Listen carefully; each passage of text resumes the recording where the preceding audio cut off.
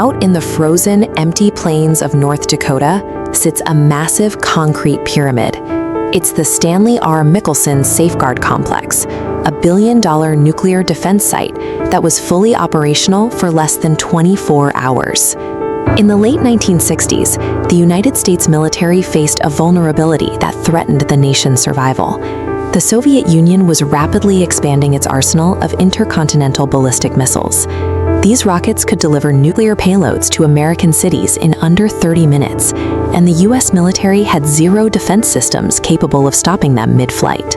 This terrifying gap in security forced the government to authorize a radical and staggeringly expensive engineering solution. The strategy behind the Safeguard program relied on a counterintuitive premise. The military would use its own nuclear weapons to stop the incoming Soviet warheads. They developed specialized hardware for the task, primarily the Spartan and Sprint interceptors. The plan was to track incoming threats and launch these interceptors into space to detonate. The resulting explosion would vaporize the Soviet missiles before they re-entered the atmosphere. But detonating nukes over your own soil created a specific nightmare.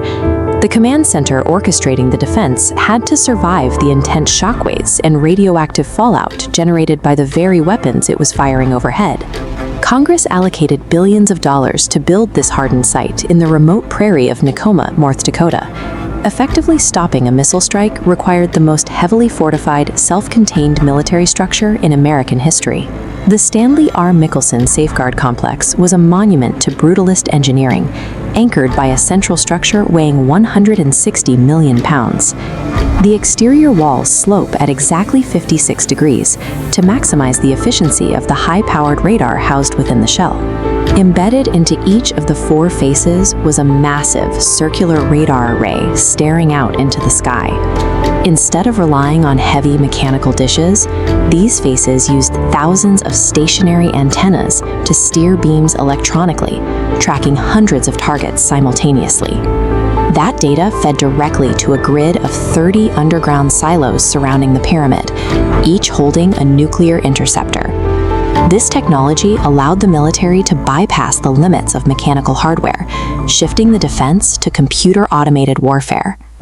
Moving from the open prairie into the pyramid's interior reveals an environment designed by the Ralph M. Parsons Company to withstand total war. Nuclear detonations generate electromagnetic pulse, or EMP, an invisible surge that would instantly fry standard computers. To counter this threat, engineers lined the entire interior with 11-gauge sheet steel, continuously welded at every seam to create an impenetrable shield. Physical tremors from nearby blasts were managed through shock isolation. Internal floors and equipment racks were suspended on flexible shock mounts, allowing the exterior concrete to absorb violent impacts, while the computers inside remained stable. Heavy pneumatic blast doors sealed the entryways, while a labyrinth of subterranean utility tunnels connected the command center to its launch fields. This was an airtight survival pod, built to fight a nuclear war while the outside world was destroyed. After years of construction and billions in investment, the Safeguard Complex finally became fully operational on October 1, 1975. On October 2nd, the very next day, Congress voted to shut the entire system down. The program collapsed under two critical flaws.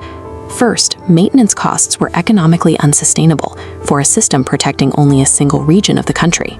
Second, strategists realized nuclear explosions from their own interceptors would create severe electromagnetic interference, blinding the pyramid's radar against a secondary wave of missiles. The speed of the Cold War arms race made the ultimate fortress obsolete before it could fire a single shot. The military stripped the nuclear warheads from the silos, bolted the heavy steel blast doors shut, and abandoned the pyramid to the relentless North Dakota weather. Decades of harsh freeze-thaw cycles cracked the massive concrete shell and compromised its environmental seals. Water seeps constantly through the fractures. The underground control rooms and the deep missile shafts are now flooded with feet of dark, stagnant groundwater. Inside the pyramid, the massive radar equipment rooms sit in permanent darkness. Rows of analog computers and tracking consoles are corroding in the humid air, frozen exactly where they were when the power was cut. Prairie grass pushes through the pavement, and birds nest in the radar arrays.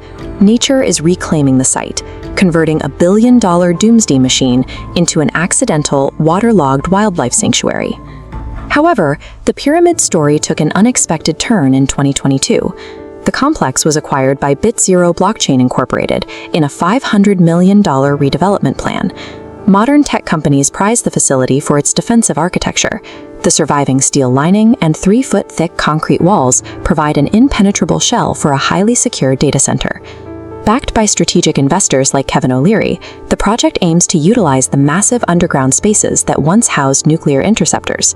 The new developers plan to operate the site as a zero-carbon green energy facility, even capturing waste heat from the servers to warm an on-site greenhouse. The North Dakota pyramid proves that even the most advanced weapons can become obsolete overnight. That the massive monuments we build to our fears are engineered to stand for centuries.